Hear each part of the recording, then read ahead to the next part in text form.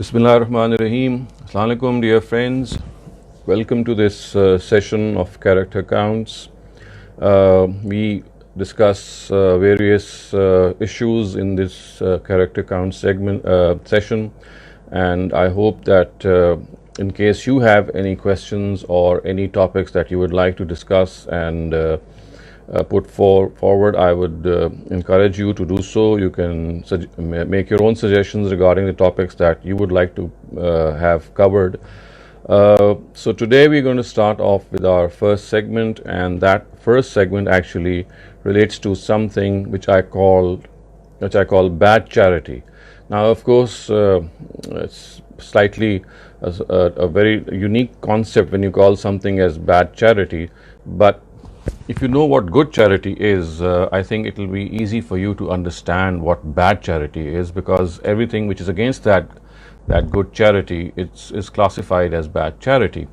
But specifically, there are two things in bad charity or charity which must be avoided in certain situations that I'd like to point out. The first bad charity is that when you make a contribution and you start showing off that you've done such and such a thing and you've helped such and such a person and you've been charitable in your it could be not just the money aspect, it could be the time that you give in charity, your own personality, giving time to other people, and maybe through your skills. So whenever someone poses or tries to impress other people by pointing out the good charitable works that he or she has done, it actually takes away a lot from the charity.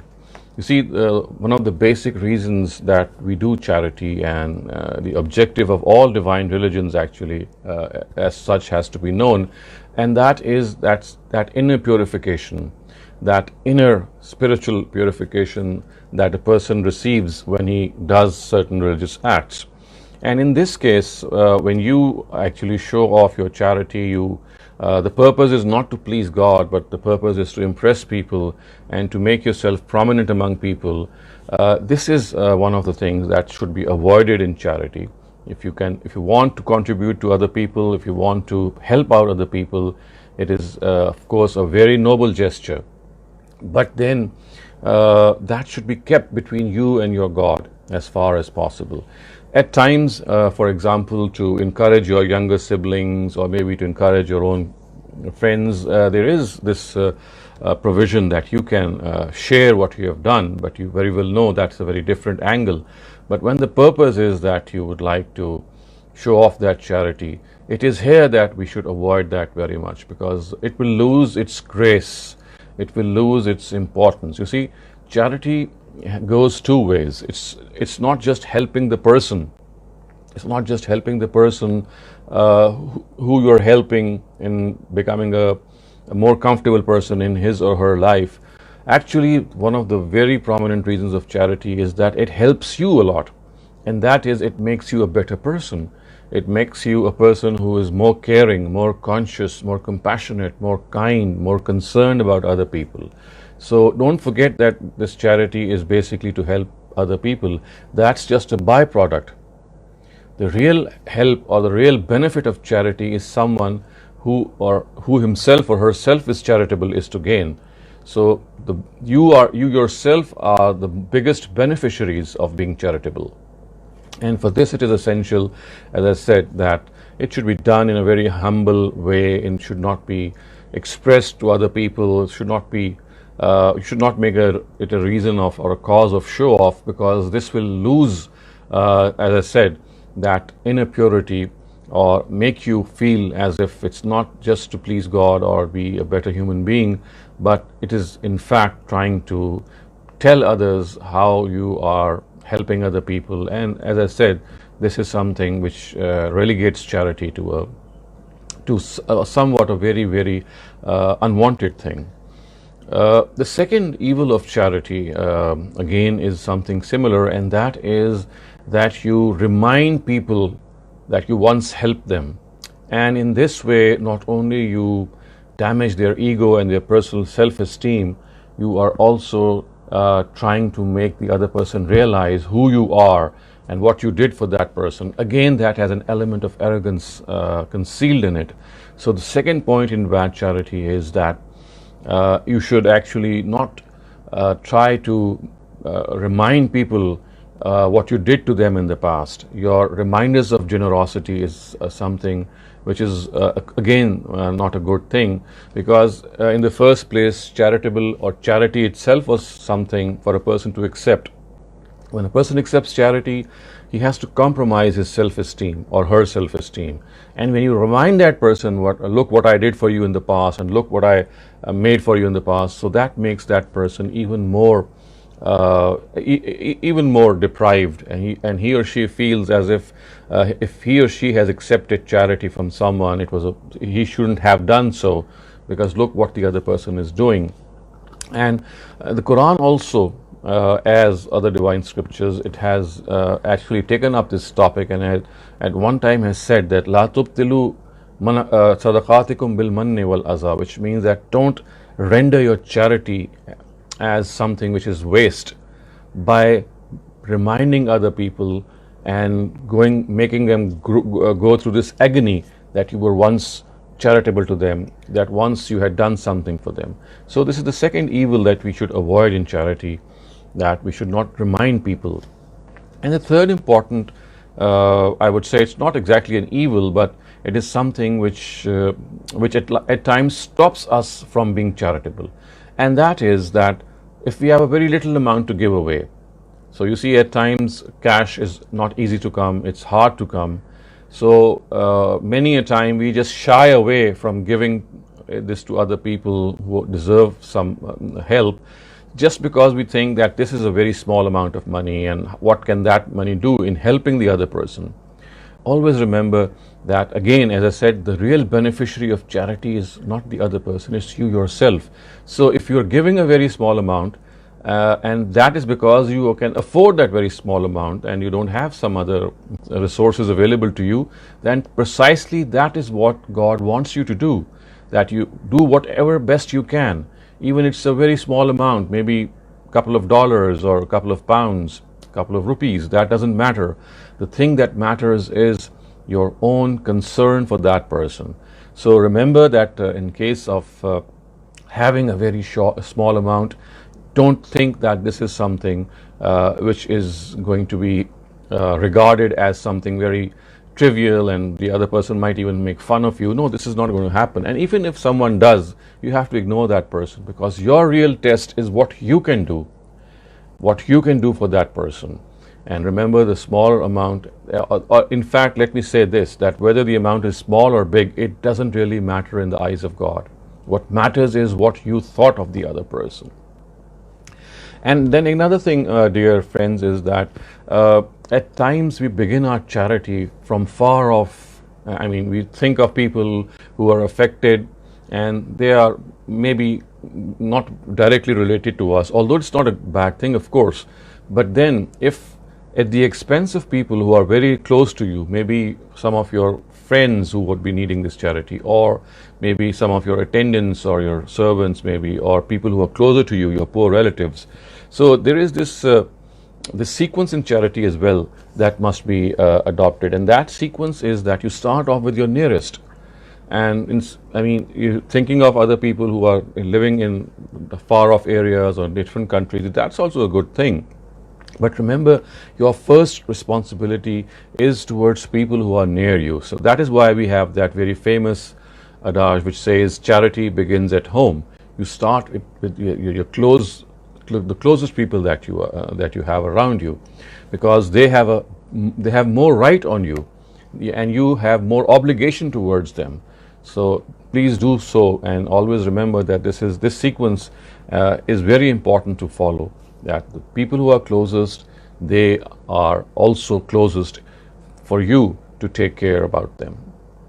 And then another thing which I would like to stress here is that at times we are not very charitable in making dua for the other people who are in distress. I mean, we think that maybe it's just material help which is going to really be beneficial for the other person, like for example cash, or giving time to that person, or asking other people to help that person. Of course, that is a very good thing and it does help, but also remember that there is a being who is the cause of all these things and who can change the hearts of people, who he can change the circumstances of people, and that being is God. So to pray to God, to raise your hands in supplication and in dua, and if you are not able to do anything, I mean, if you're trying to try to do something in which you don't have much that you can offer in charity, maybe not even your time, maybe not even your the money that you have at your disposal. So there can be a number of situations. For example, you have just given something in charity and someone comes along again, and again you need some cash or some sort of that thing. So remember that it's not always that physical charity which is always available to you that you should spend. No, at times just praying to God and asking Him to let other people focus their attention on the other person, and of course praying to God to change the circumstances of the person who is in that situation. So that is a very, very huge thing. Remember, as we often say, that prayers can move mountains. They can change the outlook of people. They can make you a person. They can change the outlook of how a person is living. So we should never underestimate the power of the prayer. And finally, as I just mentioned during this last point, that charity is not merely about giving money. That's just a small thing, and I think this is the easiest thing, to be charitable and in a way that you are actually presenting the money that you have saved. That is perhaps the easiest thing. A more difficult thing is to offer your time, your resources, maybe your skills that you have for other people. So that is also part of charity. So remember, charity is not just cash. It has many aspects to it, and if we fail to grasp those other aspects, we might not be doing a lot of charity that can be easily done. And finally, I can also say that reminding other people that they should also contribute as far as they can to the welfare of other people. So at times, if you're not in a position yourself, you can pick up the phone or just message or just write an email to any of your friends who you can, in order to say that, well, I have such and such a person who needs such and such attention, and if there is anyone who can help, you can use your social media accounts, your Twitter accounts, your Instagram accounts to make other people a part of your charitable campaign, in which you would of course involve them here in this thing. So remember, today's social media is something which is really a boon if you use it for the welfare and benefit of other people. So you see how at times we are confined to the concept of charity, and we just think that, well, if I have money in my pocket, that's the only thing that I can do. As I said, it has a number of things that can be solved and that can be really used for the benefit of other people. Remember, never remind people of your generosity. Don't show off the money that you give. Start your charity with the closest people who are around you. It's not just money which is used as charity, your time, your skills, and then you can ask other people as well. Don't shy away if you have to ask other people, because you're not asking for your own self, you're asking for someone. So even if you have to sacrifice your own ego in asking, because it's difficult, I'm sure you know this, that it's very difficult to ask other people to help other people. But this is what you're doing not for your own self, you're doing it for others. So if you have this feeling that I'm doing this for my brethren, for other people, this always helps.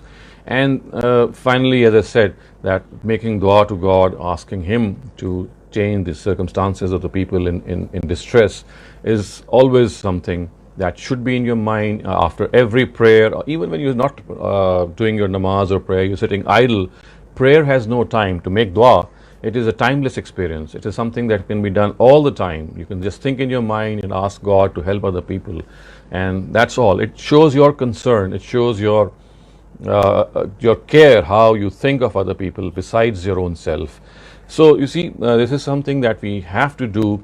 And also, one thing that I have has just come to my mind that I also like to express here is that another thing that can be really helpful in your charity is to save money for charity. Yes, Just as we save money to buy maybe games, we save money to buy clothes, shoes, or to go on a vacation, or to buy any exotic thing that comes in the market, any electronic thing, any app that's there that can be bought. There is another thing that you can do, is that you save money particularly for charity, and for that you have that good old money box or any such sachet in which you can just put the money every time the change that comes to yourself. If you buy so many things and this small change often goes waste. Yeah, you throw it here and there, and it's all in all places, in your drawers, in your cupboards, in your tables, at all places. If you're just considerate enough to not let that cash go waste, that change, so you can put that change in a particular place, or even contribute some more money to that and save for charity. So this is another thing that is highly suggested, that just don't wait for money to come to you. Save money for the purpose of charity.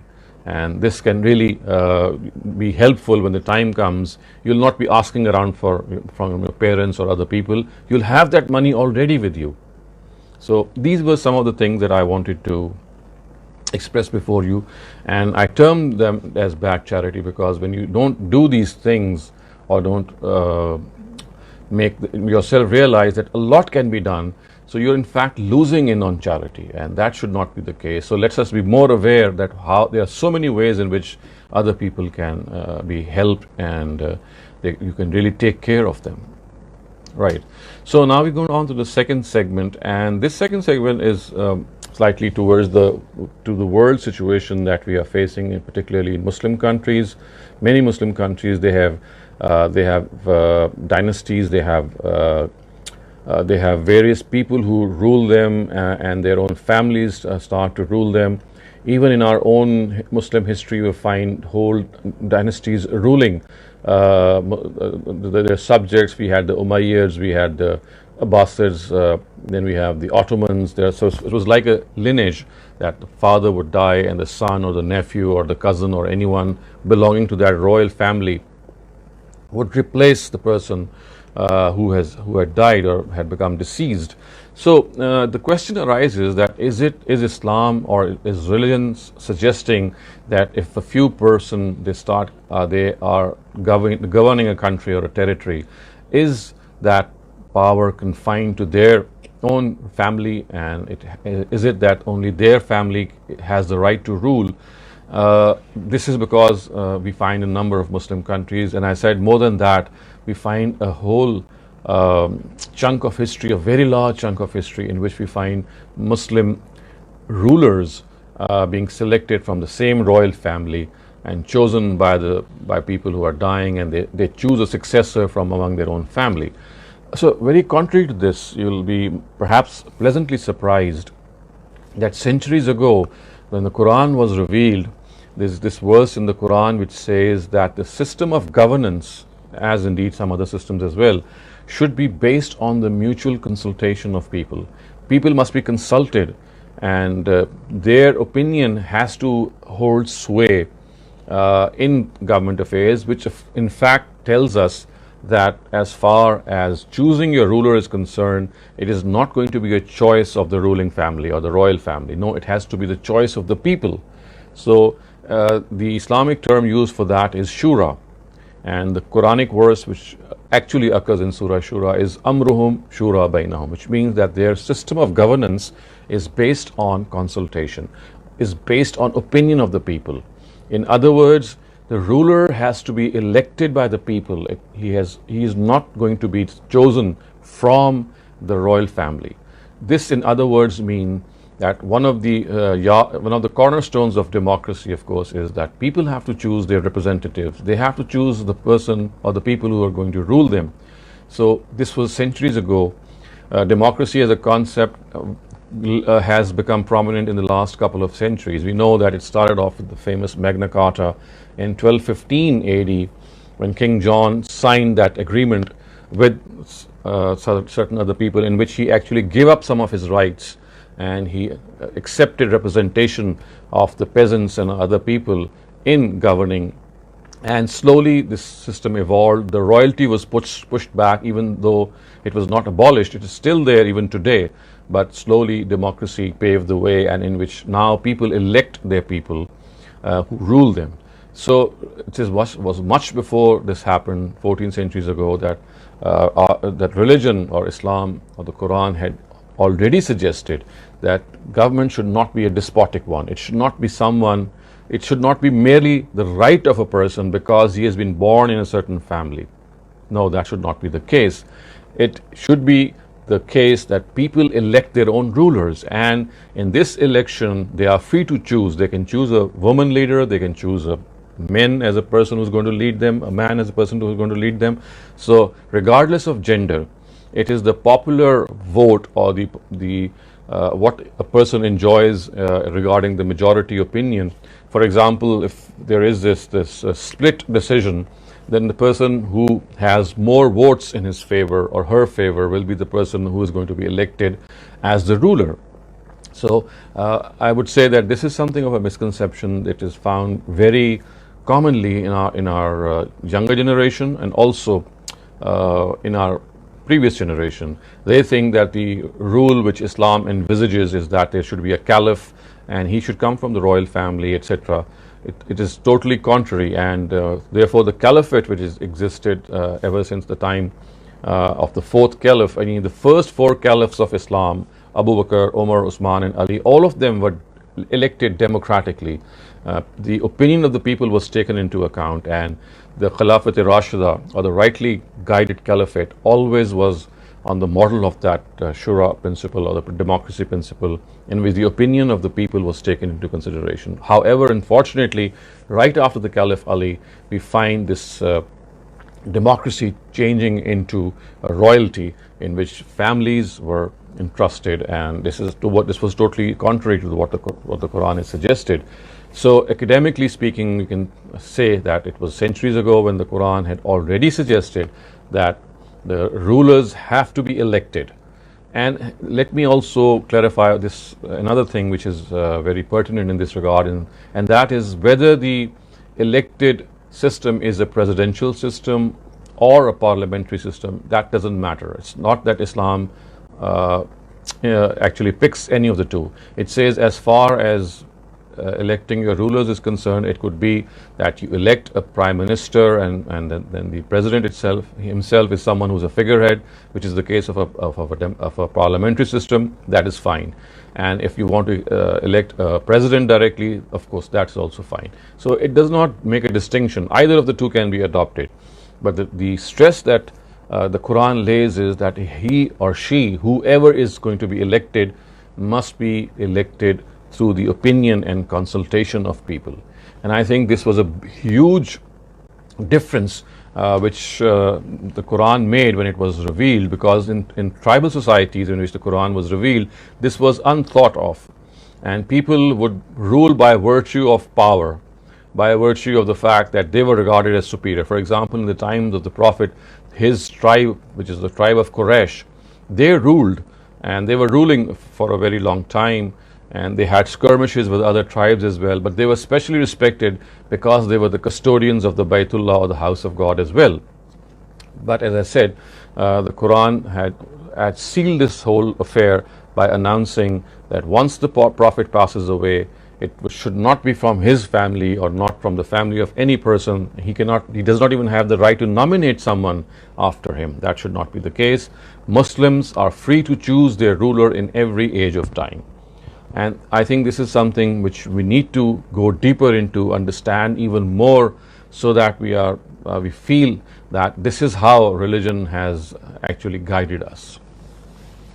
Okay, now I move towards the third segment, and this is regarding a very sore issue which perhaps most of you might be knowing, and that is the issue of women as half witnesses. So the ruling by most jurists, by most people who are experts of the law, Islamic law, they are called jurists.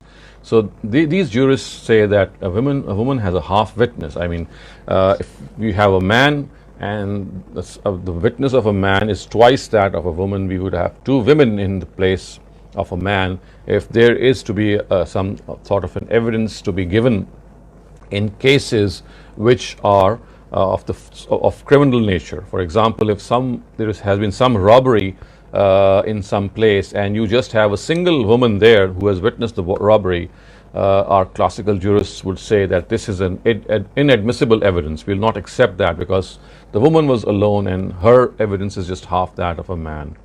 So in all cases of criminal procedures, or in all criminal cases, what happens is that our jurists, they always regard the witness or the evidence or the testimony of a woman to be half that of a man.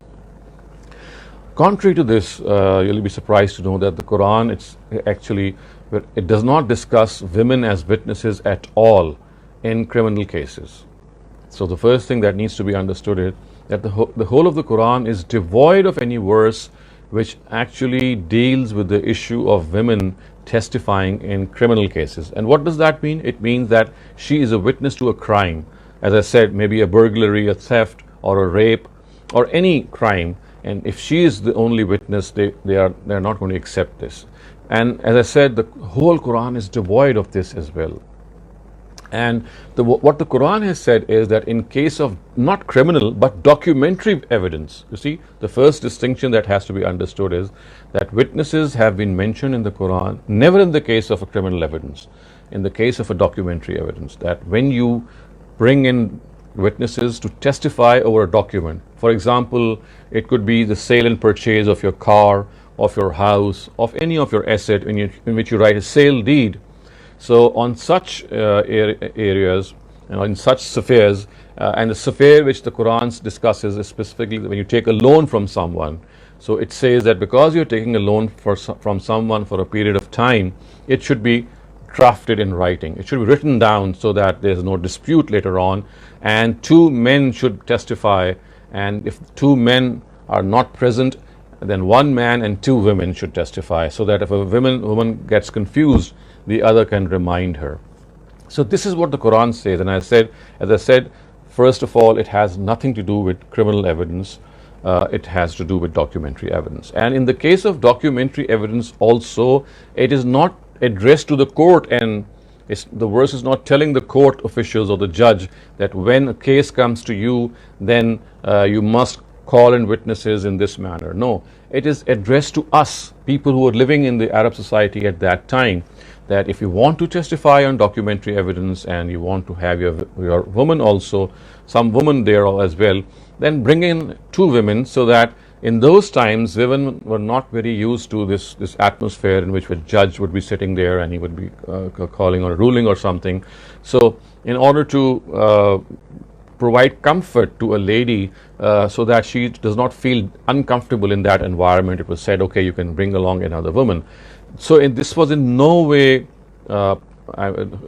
qualifying the number of witnesses in the first place. It was an advice given to the society. It was not given to the court. It is not that the verses address a court of law and says that witnesses should be picked up by you in such a manner. No, it tells us that when you are picking the witnesses over a document, it's better that you have men, and if you want to have women also, then bring in two instead of one, because there's all the chance that in those times when women were not used to these things, they might get confused. So this is the whole picture which the Quran gives. So you see, the two things which emerge from this is that first, it has nothing to do with criminal evidence. In cases of crime, witnesses are not selected, they are already there. And in the cases of documentary evidence, you have the choice to pick to a witness. So what our jurists have done, they have analogously regarded what has been said regarding documentary evidence to be true in case of criminal evidence as well, whereas the two are fundamentally different. In the first case, in the case of documentary evidence, you select who the witnesses are going to be. And in the case of criminal evidence, you don't have any time or opportunity to select witnesses. The witness is going to be there. Whoever is there as a witness is a witness. So what they have done is that once they read that a documentary evidence is recommended with two women, they thought the same should apply to criminal evidence as well. So this was something which we call a false analogy. It does not relate. And the second thing which they did not realize was that, again, this is something which is given in a particular circumstances of the Arab society, and that too to people, not to the court of law.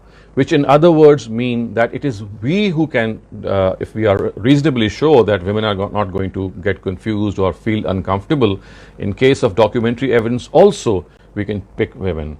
So in a nutshell, what you can say is that as far as witnesses are concerned, except for a certain category, which we can discuss some other time, all witnesses are to be to the satisfaction of the presiding judge. If he thinks that a woman has testified clearly, he has all the authority to accept his testimony or her testimony.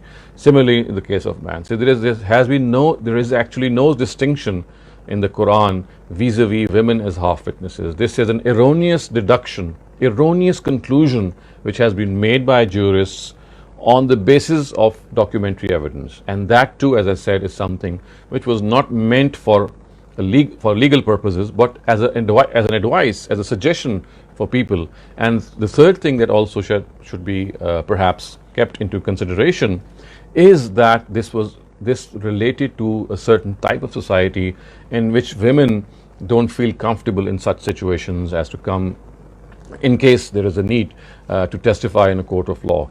So if these circumstances have changed, and they have changed over the years, this would mean that even in case of documentary evidence, women are now very comfortable. They do appear in courts and they do testify.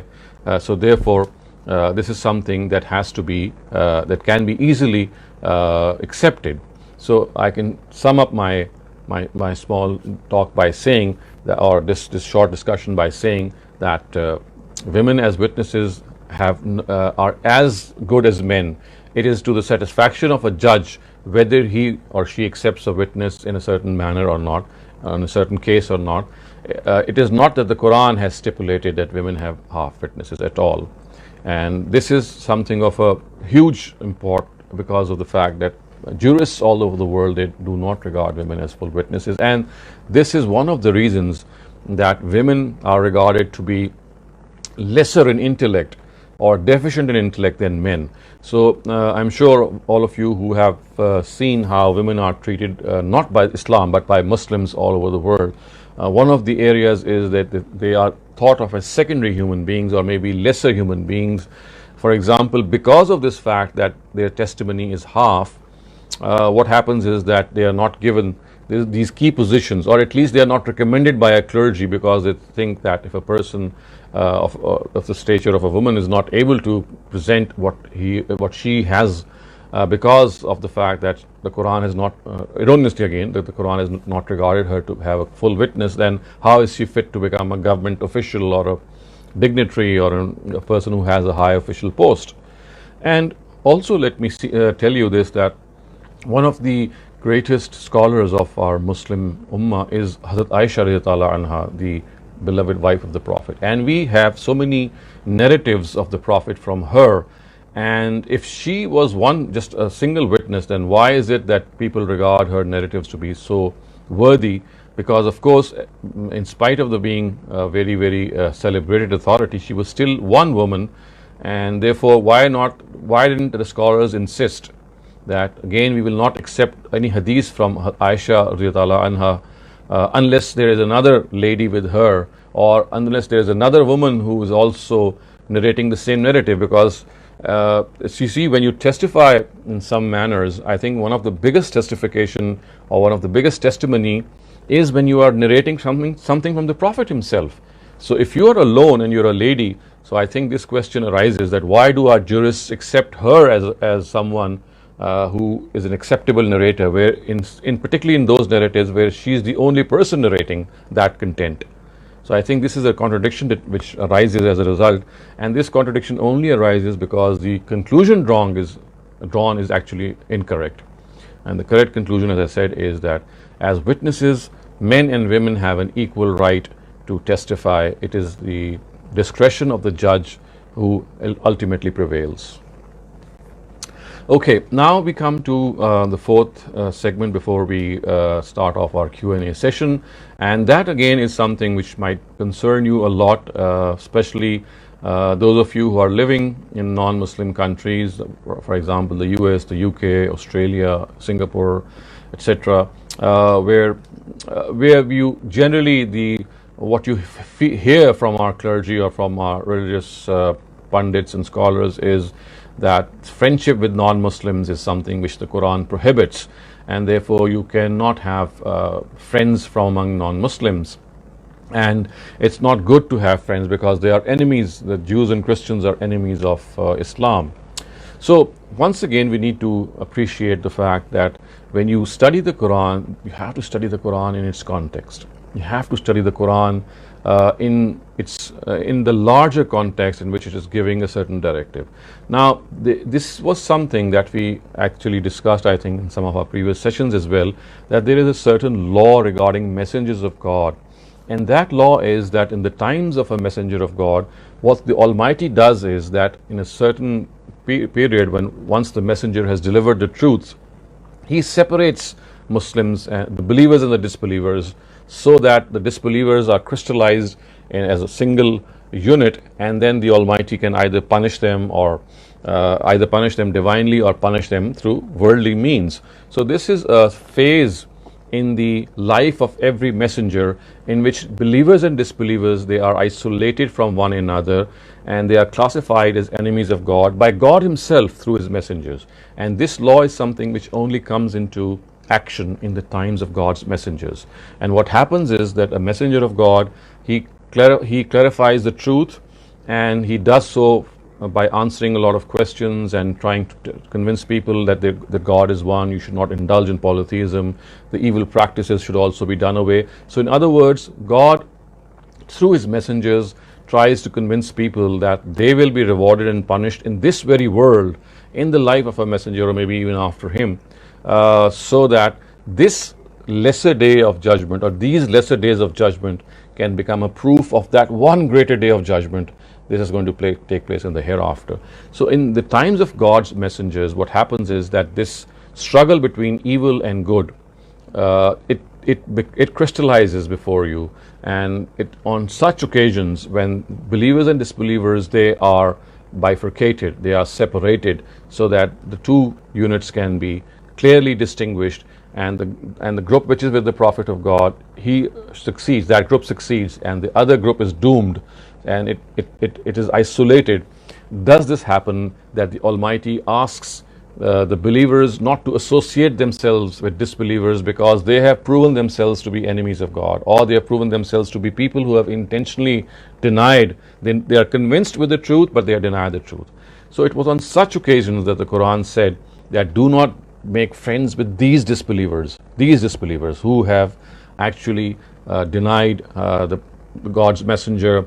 They have denied that he is someone who is mentioned in their own scriptures. They are convinced of his veracity, his truth, and they are still denying that prophet of God. So on such occasions, there are verses in the Quran in which we are told not to make friends with these disbelievers. So as I said, these Quranic verses relate to the disbelievers of the times of the messengers of God, because, as I said, it was in their situation, in their circumstances, in which this law came into play, that the Almighty would punish people for intentionally denying the truth in this world.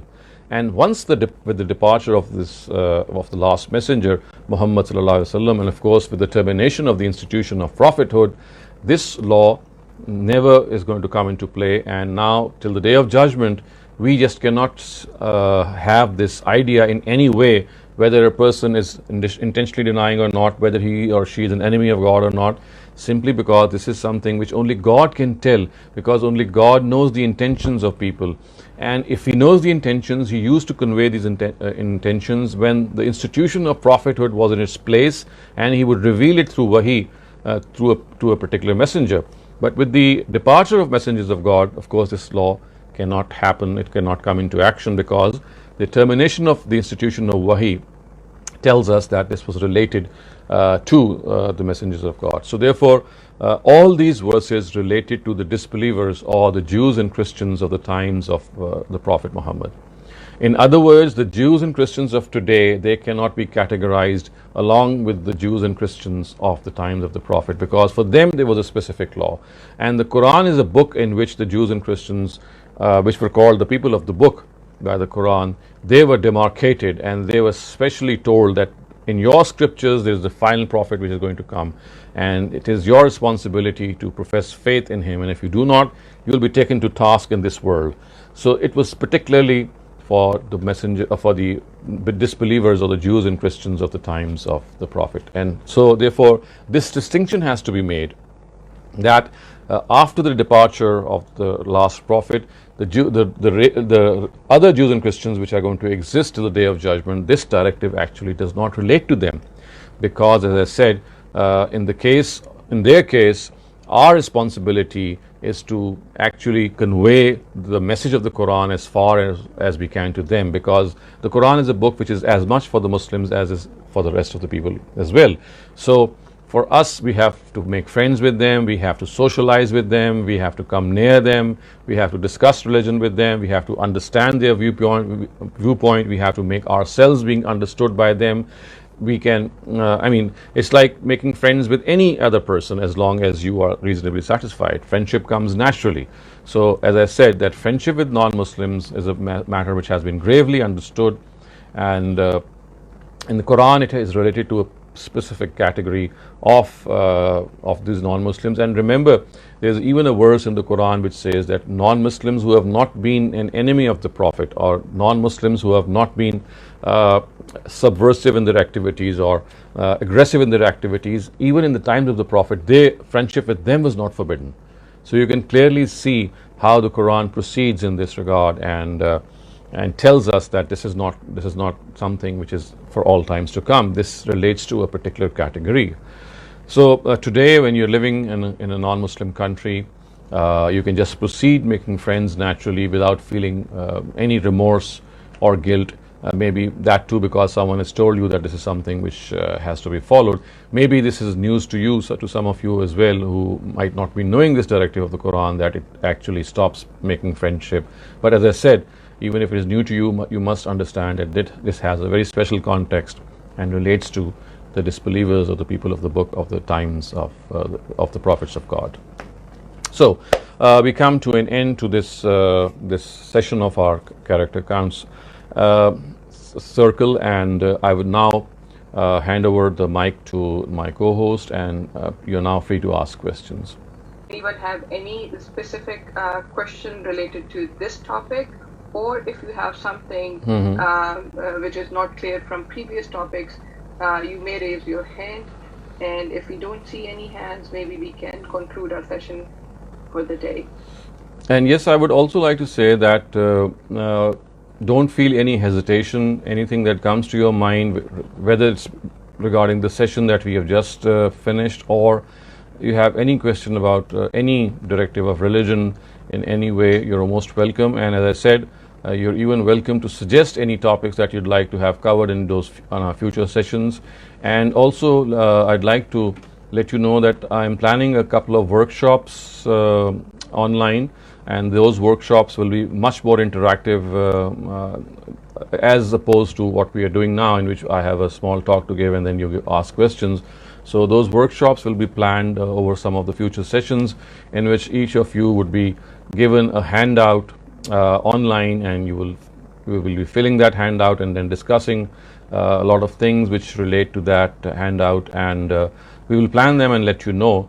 But as I said, that the basic reason for these sessions is that you should have no inhibition, no hesitancy in asking anything about religion, because you see, unless this dialogue is opened, unless you have this free-flowing dialogue in which you can ask things that crop up in your mind, we'll not be able to understand a lot of things in religion, and we will just be following them either because our parents have said something, or because we have just heard them from the society without even verifying whether they actually exist or not. So the purpose is that you should feel easy, you should feel absolutely, you should, frankly come up with whatever you have in mind.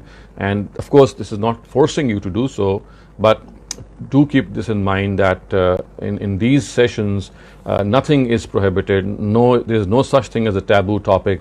Everything can be discussed, and the more you discuss, the more convinced you would be about the veracity or the falsehood of an opinion, and the more confident you will feel regarding your connection with God. We do have a couple of written questions. So the first one is from Facebook. I'll read it out for you. The participant is saying the lecture on charity and women being half witnesses was beautiful. I would like to ask that women's opinion is not actually secondary in court cases, is it? Of course, this is not secondary. It's not secondary anywhere. You see, as far as witnessing is concerned, it is the merit on the basis of which a particular ruling has to be made. It's not the gender who is presenting it.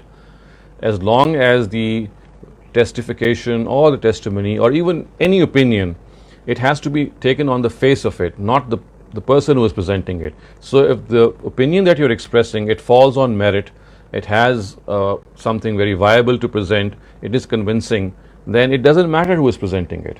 So whether it's in court, whether it's in ordinary life, Quran does not make any distinction in this regard. It does not regard women to have any inferiority in this case, in intellect or in any sort of presentation. This has to be dispelled at every level. Thank you. The other question from Zoom guest is a woman's testimony equal to men's witness testimony today? Perhaps that's what she's meant. Yes, of course it is. Even in the times of the Prophet it was. As I said, in the Quran we don't have, you see, first you need to divide the testimony and evidence in two distinct categories. One is testimony on criminal cases. The Quran does not even discuss that. And therefore, when it doesn't discuss that, it is our discretion in that matter. The only testimony it discusses is documentary testimony, which means that when you are writing a document like a rent deed or a sale deed or a loan deed, in that you need witnesses so that the deal is safeguarded. So it is on such occasions that the Quran has said if you can call women witnesses, then they should be two in number. As I said, that too was the case not as a legal requirement. That was a social advice given to the women of those times because of the fact that, of course, this was a situation that could become uncomfortable for any woman. But as I said, that today neither you should classify it as a criminal evidence, which was not even the case in the times of the Prophet, and even for a personal advice or a social advice, it was something which relates to every society. And if in today's society women can, as we do see, they can easily give witness, they can testify, so there's no need to make that distinction even in the case of documentary evidence. So you need to first understand that most evidence and most testimony today takes place in criminal procedures. Like, for example, if a woman is a witness to a crime, in that case the Quran has not done anything to stop her. It is our jurists who think that because in documentary evidence, because the Quran says two women should testify with a man, that they think the case of criminal evidence is the same. Whereas, as I said, there's a fundamental difference. In the case of documentary evidence, you choose the witness. In the case of criminal evidence, you don't have the time to choose that witness. So you see, what has been done is it's not the verdict of the Quran. This half testimony is an issue which has arisen not because the Quran says so, but because of an erroneous understanding of what the Quran has said, and it is a view which has actually been championed, put forth, advocated by jurists, by our scholars, not by the Quran itself. Thank you so much. I have another written question. It's off topic though, and the guests want to ask that it's about inheritance. So he says that as the son gets double the inheritance and daughter half, but the parents feels like the daughter has helped them more and has been faithful in their relationship, can they give the bigger part to her or equal parts? So and if the son gets the double, can he give his part to his sister? So the second question is, I'll answer first. Of course, anyone can give up the share in favor of any heir. The son, of course, can do that. But before that, you have to understand that as far as the shares which are mentioned in the Quran, in which a son gets twice the share of a daughter, this sharing or this ratio is on the basis of your relationship, your familial relationship with the son.